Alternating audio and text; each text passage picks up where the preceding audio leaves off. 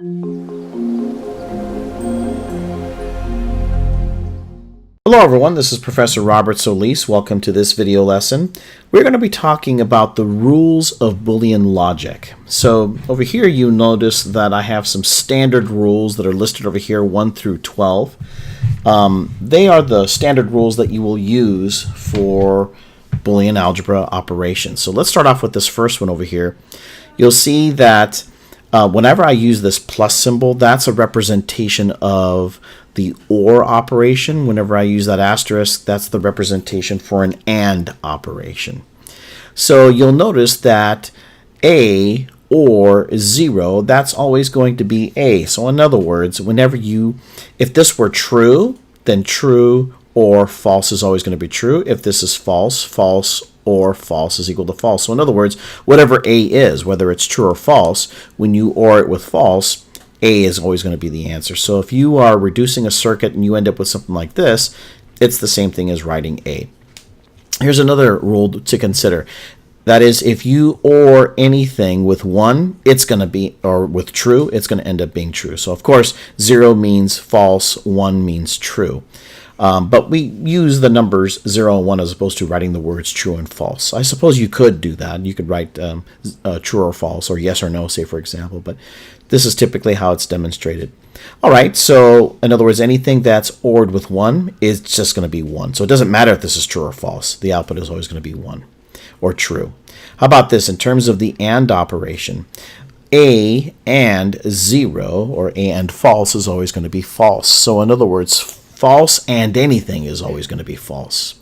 Now, let's say, for example, that if we have A and true, or A and 1, well, then it's going to be whatever A is. So if A is false, then A and 1 is going to be false. But if A is true, true and true is going to be true.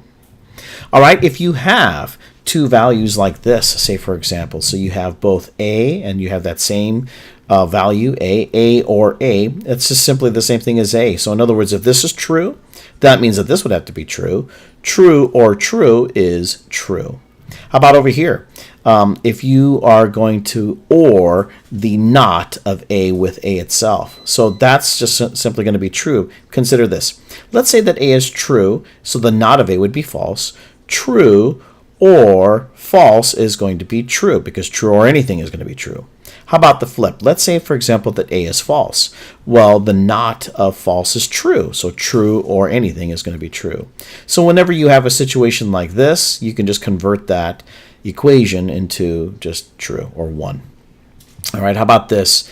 What happens if you AND A and A? Well, that's really the same thing as A by itself. So in other words, if this were false, false and false is going to be false, whatever A is, right? But if this were true, true and true, well, that's going to be true, or in other words, whatever A is. In this case, let's say, for example, that you have A and the not of A. Well, anytime you were doing this is kind of like a mutually exclusive type of deal, right? So if this is true and if this is false, well, false and anything is false. What if this is false? Therefore, that would be true. False and anything is going to be false. So anytime you have the situation, that's the same thing as false. This is called the not of A. Well, the first not is canceling out the second not. So in essence, when you have something like this, you end up just having A by itself. So for example, what is the not of true? So that's just simply going to be true. What is the not of false? That's going to simply be false. This first one cancels this out. Little kids like to do stuff like this, right? They like to say, do you not want a cookie? Well, that's basically the same thing as saying, do you want a cookie? Because the first not will cancel out the second not. All right, rule number 10. If you have a situation like this where you have A or A and B, then you can reduce this whole thing to just simply A. And so perhaps I'll give you a demonstration right here. Let me just go ahead and use my pencil here. Let's say, for example, that I want to factor out that A. So let me just demonstrate this over here. So I have A over here, which means that I'm going to factor that out. So that's going to be a 1 or B. So 1 or anything, as you know back over here, 1 or anything is just simply 1. So this whole thing is really the same thing as 1 ANDed with ANDed with 1. Well, 1 and anything is just simply that anything. So in this case, that's just simply going to be A, and that's how you get this right here. How about this situation over here? if you have A or the not of A ANDed with B, then that's really the same thing as A or B. And again, I could show you some similar reduction. I can let you do that here. This is a nice way of just simply reducing this to A or B. Now over here, if you have something like this, like A or B, and that whole thing quantity is ANDed with A and C, well, that's really going to be the same thing as A or BC. And we use this, what we call the FOIL method, first, out, inner, last. All right, so this right here would represent the first thing that we do. This is going to be the outer. This will be the inner. And then finally, this will be the last. So let me undo. Let's do the first. So A and A, we'd end up with something like this. And, I'm sorry, then I'll say OR, and then we're going to do the O for FOIL. So that's going to be the outer. And so that means I'm going to OR that with A, C. And then I'm going to OR that with, let's do the I, which is the inner, this guy right here. So we'll just simply, instead of saying BA, I'll just put AB. And then finally the last, which is going to be these two. So I'm going to OR that with BC.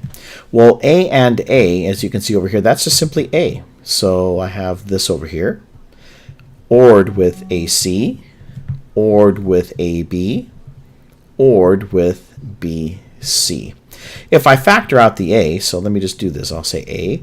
If I factor that out, so I'll have 1 ORed with C, ORed with B, and that whole thing is going to be added to BC. Well, 1 or anything is just 1, so this is the same thing as saying A and 1 ORed with BC. Well, 1 and anything, as you can see over here, is just that simple anything. So this is really going to be the same thing as A or BC, and that's how we get this over here. Okay. All right, so let me erase all this stuff. That's how you work with these initial rules of Boolean algebra, and you're going to use them when it comes to reducing circuits and taking complex circuits and changing them into very simple circuits.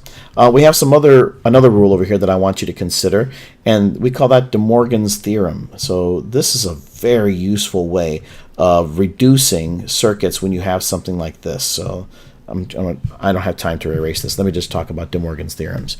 All right, so if you have a situation like this, now this is kind of like a logician's way or a philosopher's way of writing the not of quantity A or B. This is typically how engineers or computer scientists will write that. So something like this will be written like this. We'll say A or B, and since the whole thing is knotted, you put a line on the top. That means the not of A or B.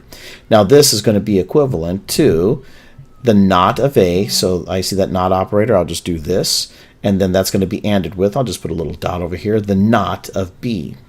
So A or B quantity not is equivalent to the not of A and the not of B. So in other words, notice how the sign changes from or to and.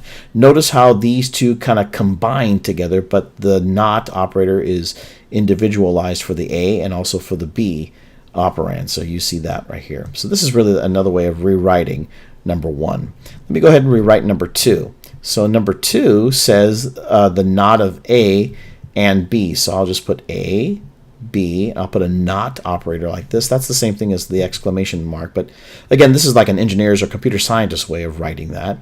But that's equivalent to the not of A or the not of B, like that. So notice what happens. There's a dot right here representing and. You don't have to put the dot there. If you see two letters next to each other, that's just assumed to be the and operator. So notice how an and turns into an or. Notice how this line over here over A and B then gets split to one part over the A, one part over the B. So in essence, De Morgan's theorems say that you can change from and to or from or to and rather, or from and to or, and then the line just gets split up into the different operands.